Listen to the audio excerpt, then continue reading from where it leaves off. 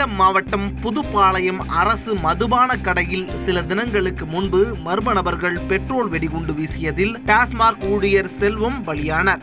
செல்வத்தின் குடும்பத்தினரை இன்று நேரில் சந்தித்து திமுக பொருளாளர் மு.க. ஸ்டாலின் ஆறுதல் கூறினார். முன்னதாக செல்வத்தின் உருவப்படத்திற்கு மாலை அணிவித்து ஸ்டாலின் அஞ்சலி செலுத்தினார். கோவையில் கைது செய்யப்பட்ட 5 மாவோயிஸ்டுகளின் மாதிரி கையெழுத்து தொடர்பாக விசாரணைக்கு கோவை நீதிமன்றத்தில் போலீசார் ஆஜர்படுத்த இருந்தனர். ஆனால் கடந்த 16 நாட்களாக மாவோயிஸ்ட் ரூபஸ் உண்ணாவிரத போராட்டம் நடத்தி வருவதால் உடல்நிலை மோசமானது.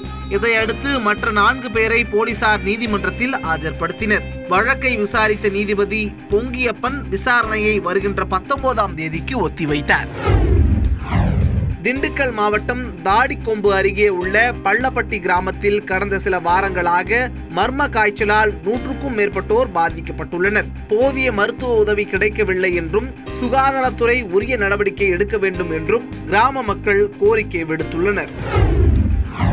சென்னையை அடுத்த பெரும்பாக்கம் வீட்டு வசதி வாரிய அடுக்குமாடி குடியிருப்பில் அடுத்தடுத்து 9 வீடுகளில் நடந்த கொள்ளை சம்பவம் பரபரப்பை ஏற்படுத்தியுள்ளது. நள்ளிரவு வீடுகளுக்குள் புகுந்த மர்ம நபர்கள் தங்க நகை, வெள்ளி பொருட்கள், விலை உயர்ந்த பட்டுப்புடவைகள் மற்றும் வீட்டு உபயோகப் பொருட்களை அள்ளிச் சென்றனர். தஞ்சை மாவட்டம் திருவையாறில் அமைந்துள்ளது பழமை வாய்ந்த ஐயராம்பார் கோயில். இங்கு ஆண்டுதோறும் ஆடிப்பூர விழா நடைபெறுவது வழக்கம். அதன்படி இந்த ஆண்டு ஆடிப்பூர விழா இன்று கொடியேற்றத்துடன் துவங்கியது.